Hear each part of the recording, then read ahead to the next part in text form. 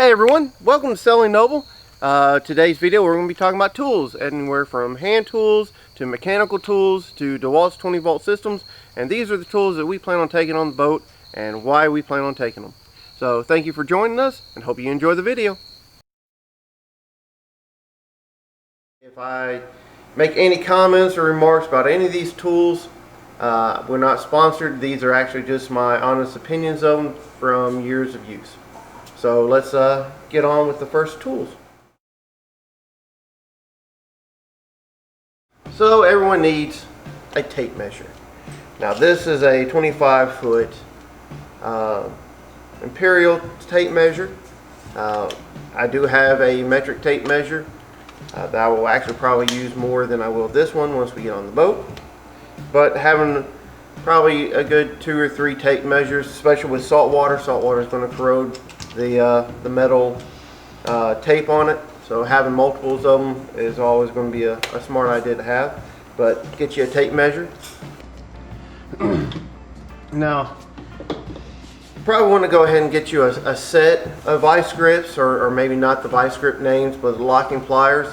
Having 2 or 3 of these always come in handy when doing mechanical work and stuff. But like I got a large pair here, and then also got a pair of needle nose. Needle nose come in handy quite often, but get you a pair of locking pliers.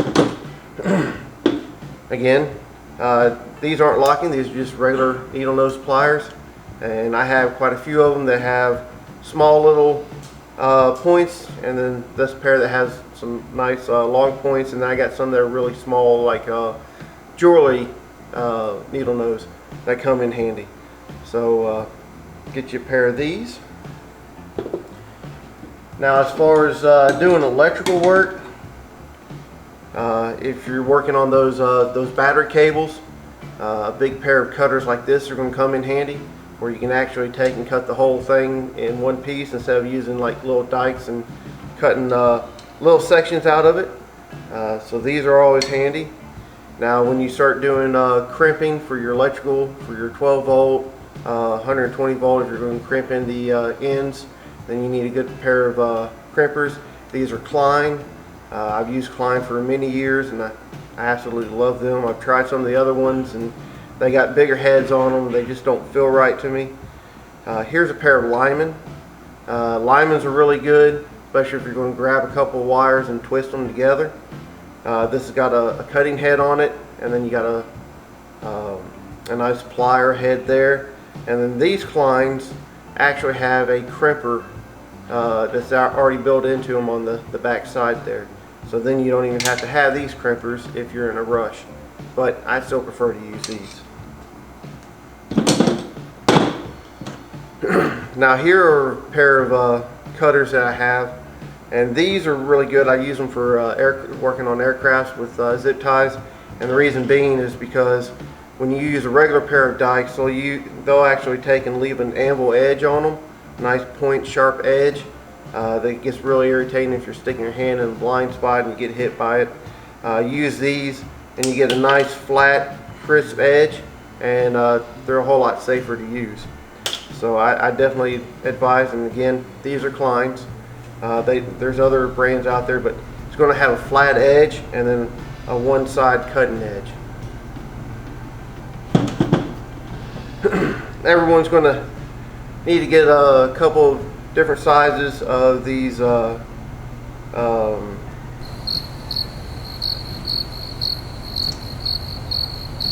crescent wrenches. There you go. I had a brain fart there. This is a 12-inch one. I have them.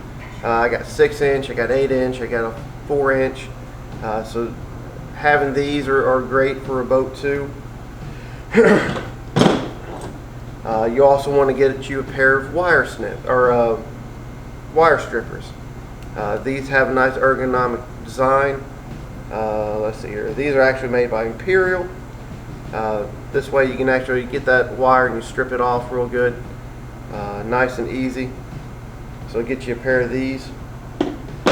Now I'm going to take some of my tin snips on the boat with me. I may change my mind later on because I don't know how often I'm going to use tin snips, but I'd like to actually be prepared in case there's something that I do need to, like a small piece of metal or some ductwork or something. So later on I may take these out and off the boat once we get a boat, but for now I think I'm going to go ahead and put some of these tin snips in there.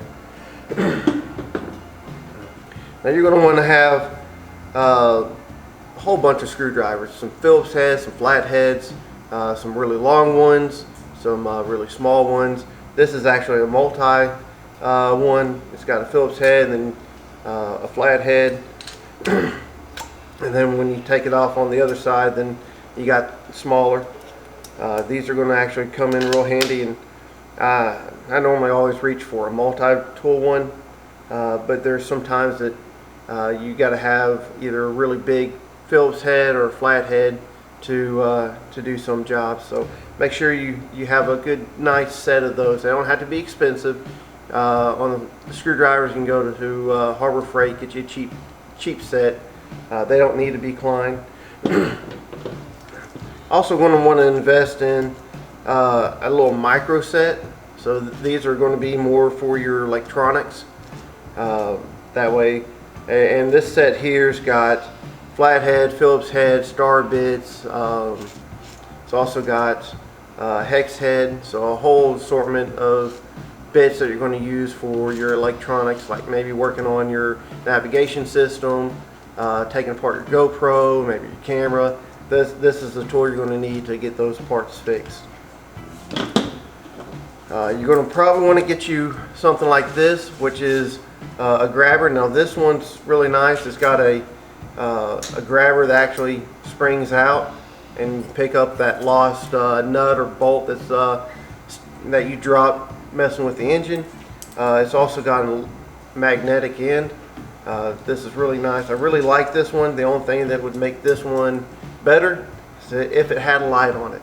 That way I could actually see what it was I was grabbing, or maybe find the part I'm looking for so I can grab it. I also have this one too, which is just an extendable. This one's not flexible, but it's got a magnet on it. Stick it in there and get that part out that you dropped.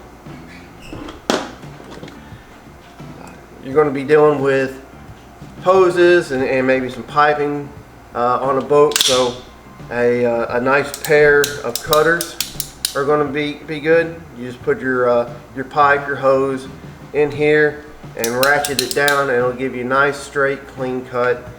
These are really handy. Now granted, you can take and use a knife to cut that hose with, but it's not going to be as pretty looking as if you use something like this. Again, with the pipe and stuff, you're going to want to have some Teflon tape. I got some Teflon tape here. This is Blue Monster. I personally like this brand a lot. I have used quite a different other brands, but put this on the threads, like any of your water fittings. Put this on there, or your air fittings, to make sure you get a nice tight seal. I like Blue Monster because they actually give you a lot of Teflon tape. It's a little thicker than normal, so you don't have to do as many wraps, and it seals really good. You're going to probably want to take you some electrical tape. I normally like using orange. I've done a lot of side work before, and I always use orange, and the reason I always use orange instead of black like everyone else does is because if something goes wrong, I want to know if I fixed it or if someone else fixed it. Everyone uses black, so whenever I always did some type of electrical work and I used orange, there was a problem, I'd go up there and immediately say, hey, you know what, I did that because it's orange tape, or hey, the problem you have over there wasn't me because that's still brown or black electrical tape and I don't use that. But you know, that's my preference. I do use black also, but normally I use orange. But yeah, good electrical tape's always going to come in handy. Now, channel locks. Good pair of channel locks. You're going to want multiple sizes. This is a really big pair, and I would advise getting the pair of this size. You may look at it and say, hey, I'll never use that, but I've used these big pairs quite often for getting things apart that I didn't think so. But again, get you a set of them. This is a really large pair, and they make different sizes. This is actually a channel lock brand. I've used the Urban brand before too, and I like those. There's quite a different variety of them. But get you some channel locks. Now, this is a magnetic holder. Works really good. It's got rubber on it, so it doesn't slide very well. You can actually take and stick this on something metal and then put your nuts and bolts in there. If you're working on the engine, this is really good. Put all your nuts and bolts in so they stay all together, and if for some reason you knock this over, they don't go everywhere. So something like this would be handy. It's not a necessity, but it would be helpful to have. You're going to probably want to get you a small little sledgehammer. You know, engine doesn't work, beat on it, it'll work. But no, it's you never know when you're going to need a small little sledgehammer. You can get you a ball peen hammer too. This is just a little 2-pound sledge. Really don't foresee me using anything bigger than that, but I'll have that. Here's a dead blow hammer. It's got shot inside of it. These come in really handy because it's not going to mar up the surface, but it still gives you a good hitting force when you're trying to hit on something and you don't want to screw it up.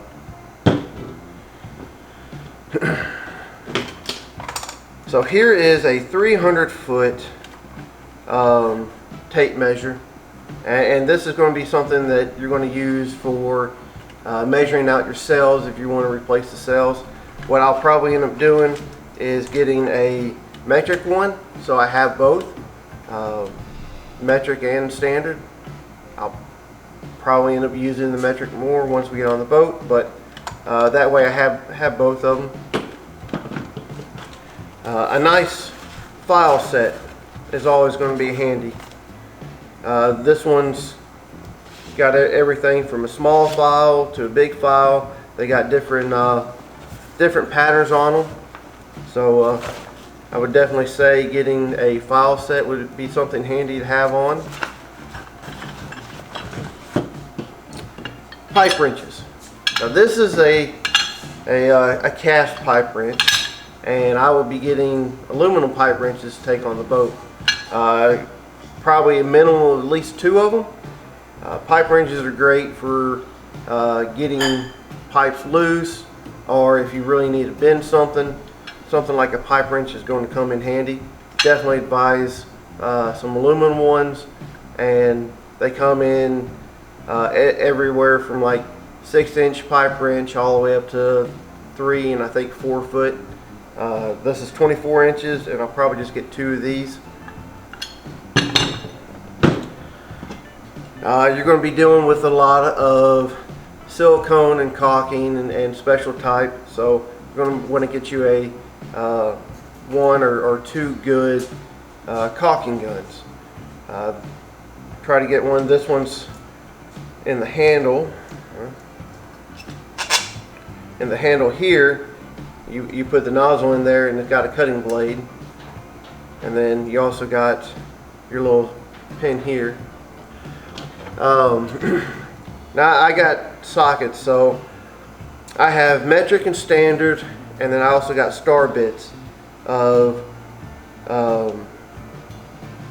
these bits, and you know these go on a socket. I really prefer those, but making sure that you have standard and metric for a boat, because a lot of stuff on the boat's probably going to be metric. Depending on who owned it before you, there may be some standard on there, so I always carry both metric and standard. But having some bits like this are going to help you out, especially when you start working on maybe the motor and cell drive, stuff like that. Now this is not a necessity to take on there, but I can't tell you how many times a bottleneck jack has helped out, either bending, keeping something up, pushing something up to get back in place, pushing something apart. A bottleneck jack's gonna come in handy. You may only ever use it once or twice, but it's something I'm going to definitely take on. This is a 2-pound jack, or a bottleneck jack. So they come in different sizes. You got small ones, you got flat ones, you got really big ones. I don't plan on probably taking more than like a 5-pound bottleneck jack with me. But I believe that is it for this table. So next what we have is a mechanical socket set. So I'm going to have 3 socket sets on the boat to minimize any downtime I have, so if something goes wrong I can get it fixed quickly. Along with I'll have some common hand tools also in each compartment, so there'll be a socket set and hand tools on each engine compartment, and then I also have one somewhere centered. That way you always have tools close by. Again, things may change once I get on the boat, but I like having 3 because at some point in time I'm going to lose a socket. I'm going to lose a tool somewhere. So having 3 of them, I always have that size that I need. So this is Craftsman. Craftsmans are good. I probably will buy something cheaper for the boat because, you know, these are going to rust over time, and again I'm going to probably lose them. So this isn't bad. The only downside to this one I actually found out is when you actually have it closed and shut, these sockets down here just go wherever they want. They don't actually stay in place very well. But on top of that too, you want to get you a nice breaker bar. This one is a 1/2 inch. I'd get one for 3/8. Some good sturdy breaker bars are good, and I'd probably get you another like 2-inch pipe or 2-foot pipe that fits over this to extend your leverage. You never know when you need that extra leverage to really break that nut free. So something like that would definitely be handy. Now, you don't need this. It doesn't hardly weigh anything, so I think this would be something good to have on the boat. And it's a thermal imaging camera. I use it to do home inspections to find moisture, and I can do the same thing on the boat. But you know, really good images. Definitely get to see where your hot spots are and your cold spots are. So hopefully I'd be able to find a leak fairly quickly. Again, this is not something you have to have, just something I plan on taking because I already own one. Want to say this is the C5, about 700 US, but it's a really good camera, thermal imaging camera, and I like it a lot. Next are going to be multi-tools. You're going to want to have at least 2 multi-tools. I'll probably take 3. This is a Greenlee that I've had for years. This is a Fluke, which is a really good brand, but a high quality, a good quality multimeter is definitely a must, especially if you plan on doing any type of troubleshooting on your electrical system. You'll use them on your motors. So yeah, a good set and some good quality multimeters are definitely good. Now this has actually got an amp meter in it. That's what this clip's for. I would definitely suggest having at least one that has an amp meter on it. You're going to want to have, you know, good headlamps, good flashlights. This is just a good flashlight. I plan on having a couple good headlamps for everyone. Definitely like this one because it's rechargeable. I think rechargeable is definitely the way to go, so you're not taking a whole bunch of extra batteries and stuff like that on the boat with you. So definitely going to want to take and get some rechargeable headlamps and flashlights. Next would be probably a set of calipers. Some good calipers. I like the digital readout. You can get the mechanical ones that just have a dial on them, but calipers are probably going to help you out a lot on a boat too, especially if you plan on doing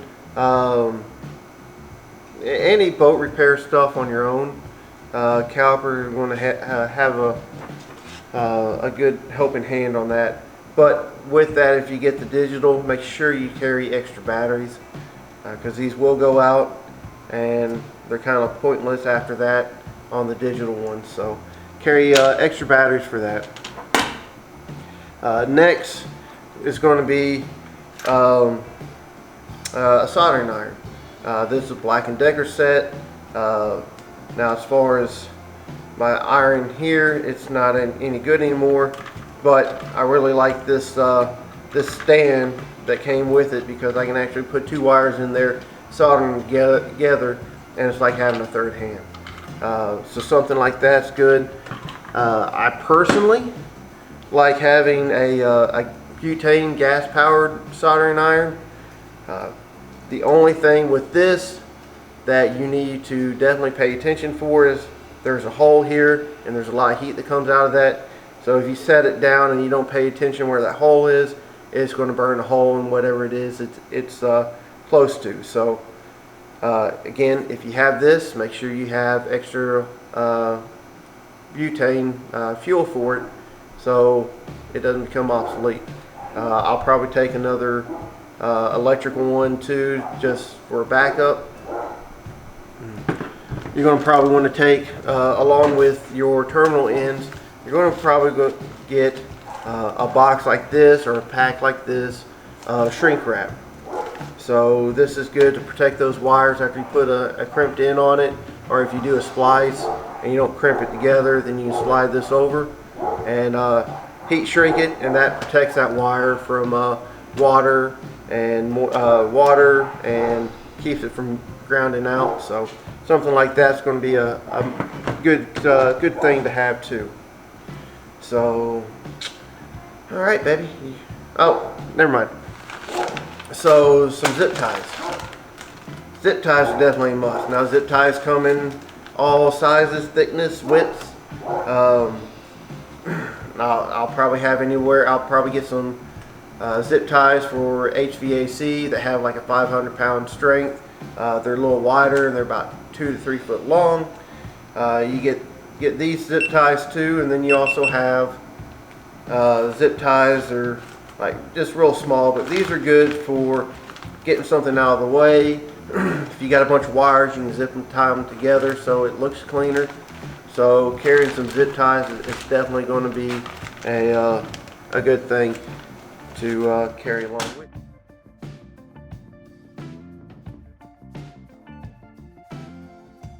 Alright, now we'll get to my favorite stuff, the Dewalt stuff. So again, not sponsored by Dewalt or anything, just really like Dewalt. I used to have Milwaukee, and I liked Milwaukee because when you actually picked up a Milwaukee tool, it was a heavy, sturdy, strong tool, and so it actually felt like it was quality. With that, you know, they are heavier, and a couple years ago I started working with Dewalt tools. My first impression when I picked them up is like they're light and they're cheap, but they are actually really durable. I can't tell you how many times I've dropped them, you know, 20-30 feet off the ground and picked them right back up, and they still go like a champ. So my personal opinion, I really like Dewalt. The other reason I like Dewalt is because they keep expanding the tools that they got. They always come out with new tools that use the 20-volt system. The lithium-ion batteries, they last forever. Even with like the grinder or the impacts, they have a really long lasting time on them. And then also DeWalt came out, I believe it was last year or maybe the year before, with the 60-volt system. So you can actually take the 60-volt battery and put on a 20-volt Dewalt tool, and it has a chip in it that automatically knows that that's a 20-volt tool. So now you get 3 times the battery life out of that 20-volt tool using the 60-volt battery. And then if you put that 60-volt battery on a 60-volt, then you actually get 60 volts for that tool. So that was another thing I liked. Dewalt really took the time to think about it and make it so they're interchangeable, so all these tools aren't obsolete and now you have to buy the 60-volt tools. So that's my little spiel on Dewalt tools. So let's talk about the first Dewalt tool here. This is a heat gun. So this is a fairly new one that I just got, but this heat gun is going to be great for taking and getting the heat shrunk down around that wire. Maybe you got a fitting or a hose that needs to go on a fitting. It's not quite big enough, so heat it up, make it pliable a little bit, and stick it on there. So heat gun is definitely going to be a big tool on the boat. Now some of these tools you're not going to want or not going to need on the boat if you don't plan on doing any of the boat work. So if you're going to do fiberglass work, or you're going to any cosmetic work, so drawers, dressers, if you don't plan on fixing anything and hiring someone, then a lot of these tools you're not going to need. I plan on doing all that myself. I always done stuff like that, so these tools will probably come in handy. Next thing is going to be this is an Orbital Sander. Again, it's 20 volts.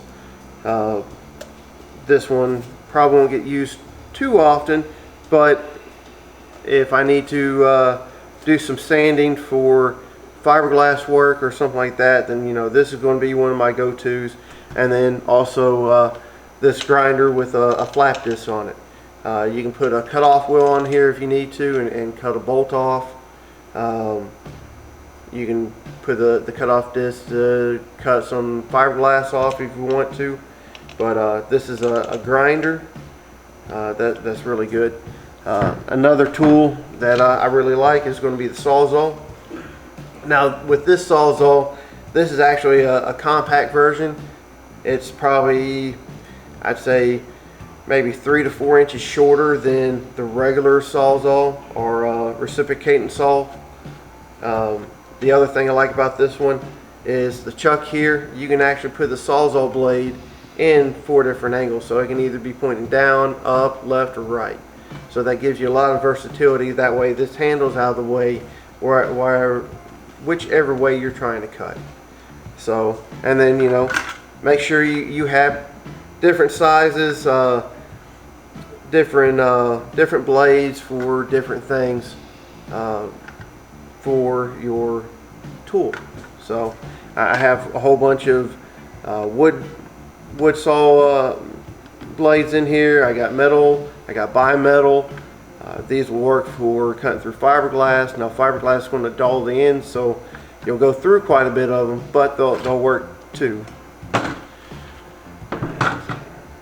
This is a oscillating saw. This is a tool I haven't had but for a couple years, and really love them. Basically all this end does, it just vibrates, but it cuts through. You get different heads for them. You can take and change the angle, so you can cut different angles. But these are a really handy tool to have, and I'll probably use it quite often on the boat. Like I said, you can get sanders for it, different cutters. You can get it for tile work, so they're a real versatile tool. Now I got this is a spotlight, a Dewalt spotlight, and this is nice. The reason I like this one is not only do I have a white light, but it's also got a red light. So if I'm working at night and I need a nice bright light, I can use the red light and save my night vision. So that's good. Battery power lasts forever on these things.